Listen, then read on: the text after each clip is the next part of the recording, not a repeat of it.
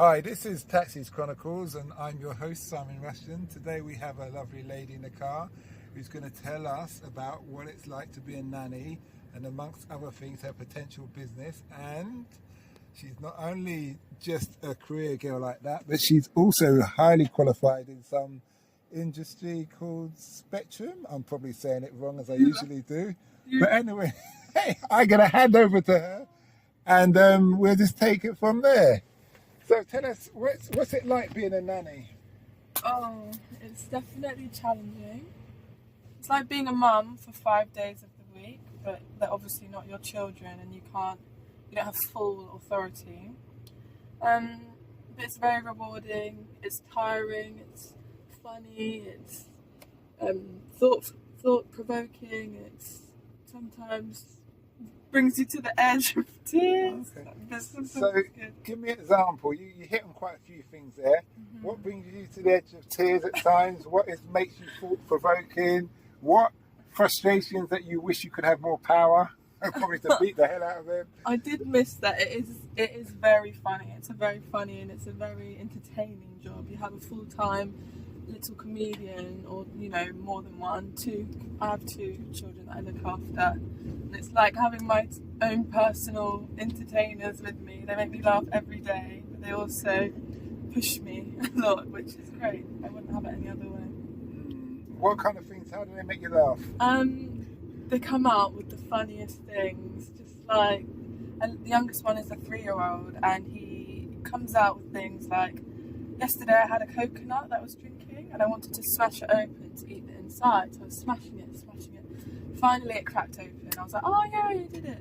He goes, Lily, did you do that? And I said, yeah. He's like, well done, Lily. Good girl.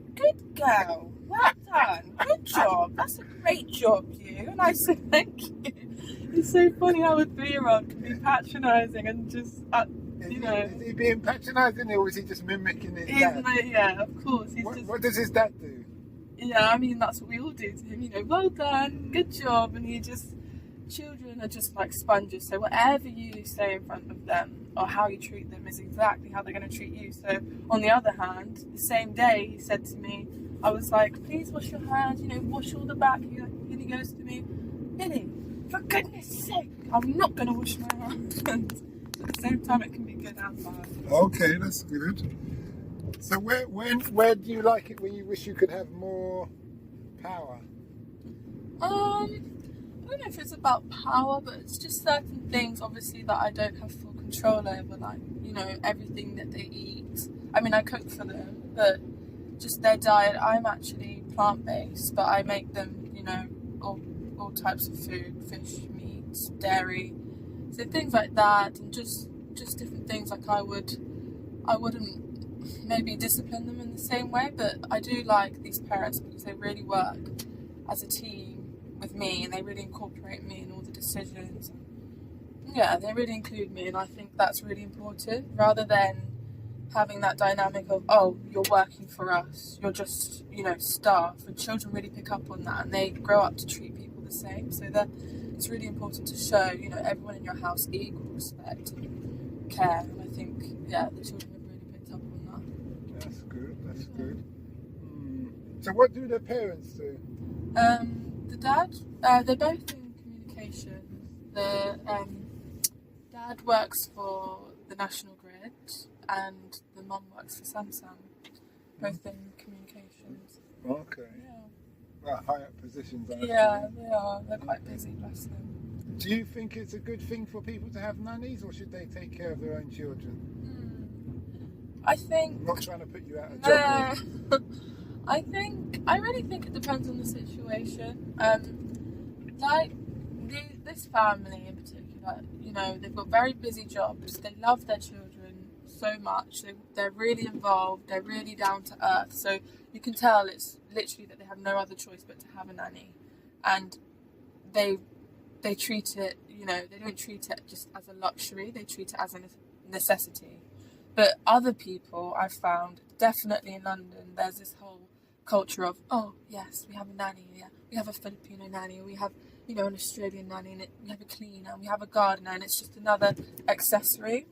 unfortunately. So I've heard of some nannies working for families where the mum and the dad are literally at home. The mum's not working; she's just there. I don't know, goes for lunches, shops, and I think that's just really sad. Really sad to not be able to. I get everyone needs a bit of help, especially parents or single parents. But if you're just at home, you really don't want to actually have anything to do with your kids. You just don't want to do any of the messy work and changing nappies and things like that. I think that's just, I think it's sad. I think you should be involved as much as you can, because you're never going to get those years back. Would you work for somebody like that, or have you ever had to say, excuse me, I don't think I'm really needed here, so I'm going to go elsewhere? No, I don't think I'd work for someone like that. I just don't think it would really click. I think I'm someone that puts a lot of care and thought into my work, so I don't just treat it as a job. It is a job and I respect it as such, but to me, I look after them as if they were my own. So I kind of want somewhere where that is, that care and that love is kind of a part of that environment. So if that's not the vibe that I'm getting when I meet, a family, or if I was going to meet a potential, family that I was going to work for, it just wouldn't work. And I think I make that very clear before I've had any interviews or met with people, my character and what I'm about. Okay, so you have your core values related for your profession. Yeah, 100%. I don't think they should be separate. Whatever line of work you're in, I think you should be able to be your true self. So embodying your true essence, what you're about, your values. It shouldn't contradict. Whatever you're doing for a profession shouldn't contradict, what you believe in and what your passion is. Okay. Yeah. So talking about beliefs, you also spoke about your profession of what you've just qualified in. Do you want to expand on that? I know I said it wrong, so you can correct me in front of everybody and all the listeners. I'm recently qualified as a full spectrum doula. So a doula, not everyone knows, but they are quite popular now, but not everyone knows the word for it. So a doula is somebody that supports the mother or the birthing person before, during and after pregnancy, during labour and even in the postnatal period. So somebody that supports them but not medically, so that can be emotionally, physically, spiritually, mentally, and just someone that's kind of there as a support system really for the birthing person going through this massive life process. Someone that goes above and beyond.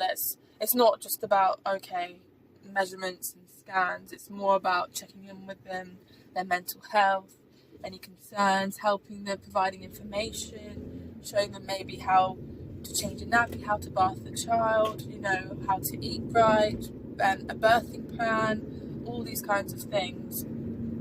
Yeah. Would you say this is something that is class-based? Because what you said, coming from my background, women know how to do that automatically. Like my older cousins will look after the younger cousins, my sister will look after the younger siblings, all of those things. But, what would you say to that? Well, I'm really actually happy that you responded with that, because this is quite a common reaction, especially from, other communities, so like the black community and the Asian community. When you tell them what a doula is, they're going to kind of laugh at you and be like, doula? Why would you get paid for that? This is what we have family for. And I think that's a very common reaction. And I don't quite disagree with that, because my family's actually my dad's side of the family is actually from Ecuador. And yes, in Ecuador, when you've got, however many aunties, I can't count how many aunties I have, but if I was to give birth in Ecuador, I'd have a house full of aunties, my grandma, maybe my great aunt, my great grandma, there'd be a whole community of people coming to support the birthing person through that time. You wouldn't even lift a finger, even in Ecuador, and I know in a lot of other cultures, African cultures, Caribbean cultures, we have this thing called the quarantena, which is basically where the 40 days where you'd kind of stay in, the mother would stay in and she wouldn't go out, she wouldn't be walking or going out and about, and in those 40 days her everybody's given the chance to heal and everyone looks after her. But yeah, we've kind of, in terms of the class thing, doulas have been around since the beginning of time. They're in every culture, every country that you can think of. It's just that we've given it this name. Doula, unfortunately, actually means slave in Greek. Yeah. So we're trying to kind of even replace that word with birthing coach, or birth worker would be even better. But yeah, doulas aren't a class thing, and actually I personally believe every woman and every birthing person deserves a doula, because right now a lot of people in this country do not have that community. They don't have those cousins you're talking about. They don't have that support system. What about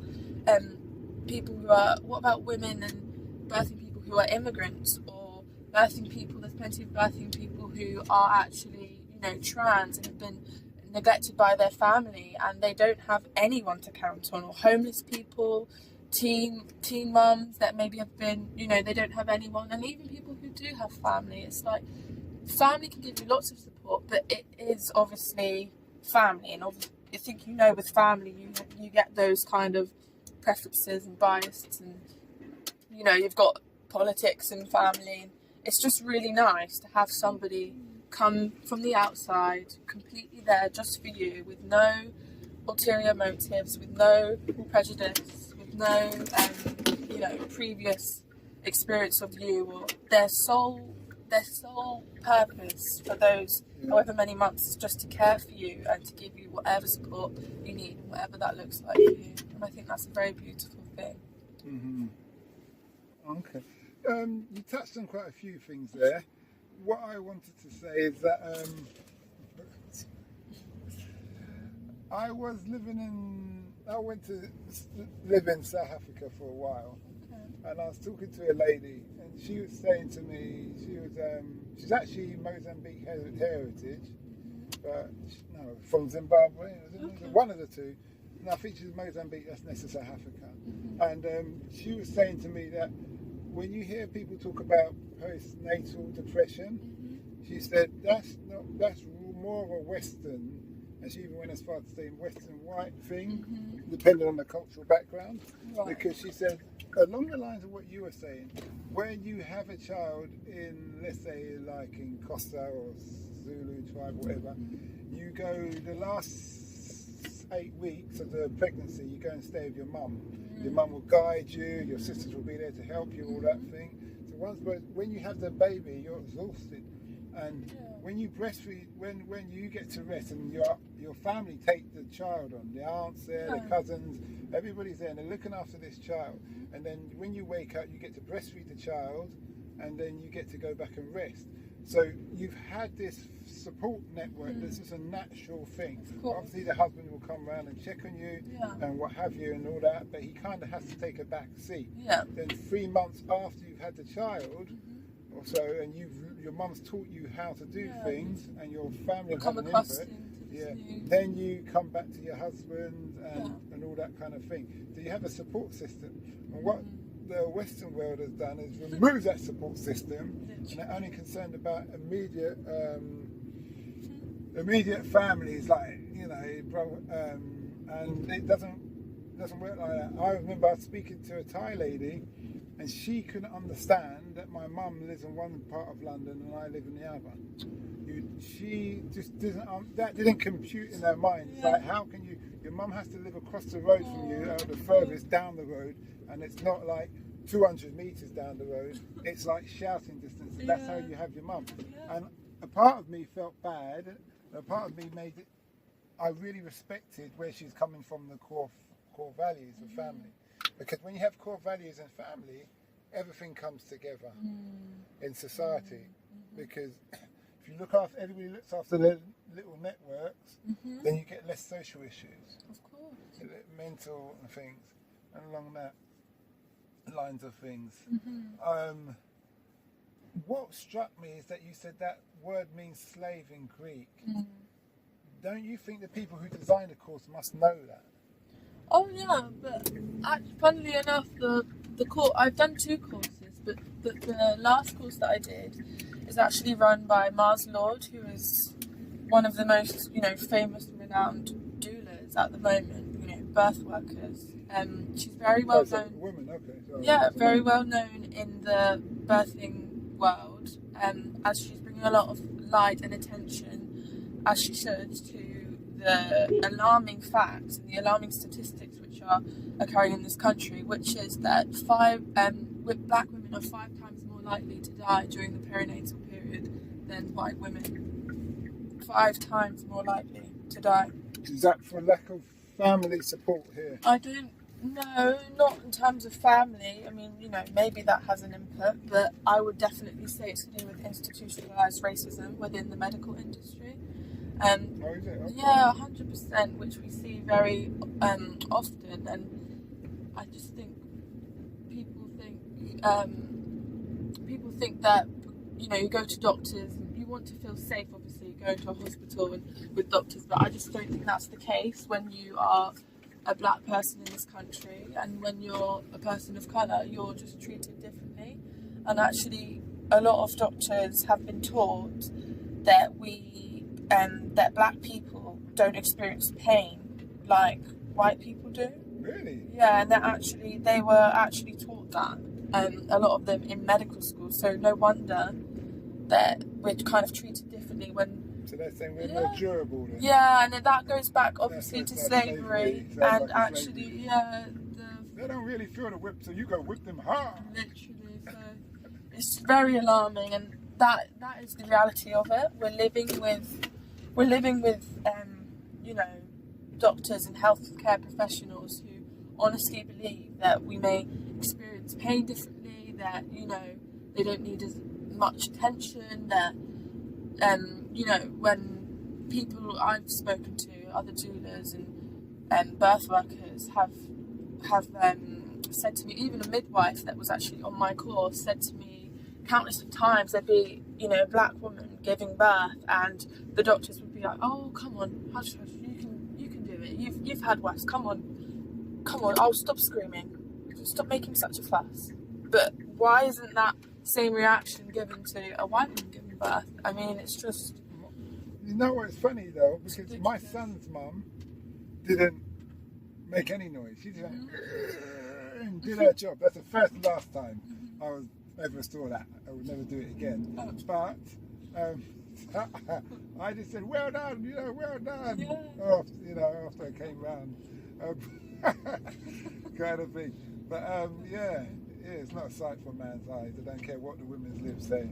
Really? I mean, that's funny you should say that, but a doula's job is actually not just for the mum or the birthing person. It's actually to get the dad involved, or the partner involved, to how they can be involved in that experience, because it's proven that when a partner is supportive during the birth goes a lot smoother, a lot quicker, and a lot more comfortably. But then are we judging by the Western standards of just the immediate family, or we talk about traditional? Because if you've got so many family members involved, then the dad doesn't really need to be there per se. He's there, but he doesn't need to be in.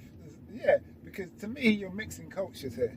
You're looking at the traditional element of a big family network, like what I spoke about when the mum's there and the best friend and the cousin and the aunt and all those kind of things. Yeah.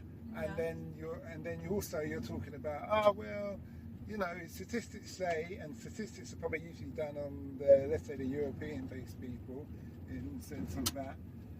So it's like, to me, our thing has worked, and it's worked from time. And I've seen it when I spent my time in Africa, and obviously it's a similar thing for the Caribbean and all those things. Yes, you get male doctors, but to me, woman's body is woman's body. And their friends are intrigued. I'm not intrigued at all about those kind of things. And I know it's very traditional, and I know it's probably not the PC thing to say, but I'm not interested in all that. That's probably why I do a podcast, because you could just talk it for what it is, and people will agree with you. If they don't, they don't. That's all more power to them in that respect.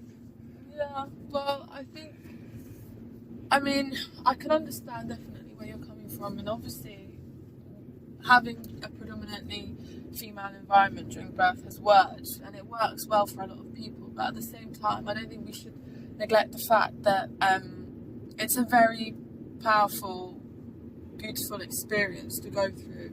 I know it can be graphic maybe for some people or for some men, but I think the men who have witnessed their child being born have a whole new level of respect and understanding and appreciation for the mother of their child and that whole process. I think if a man can be there to witness his child being born and actually be involved, I think it not only helps him and his start to fatherhood and parenthood and his involvement, but it can also help that child, because people actually have. Is this facts or just your feeling? No, this is facts. I mean, I don't have the statistics to just bring it up right now, but we actually looked at this on the board. No, I was asking you. The reason being, because most cultures in the world, men don't get involved at that point.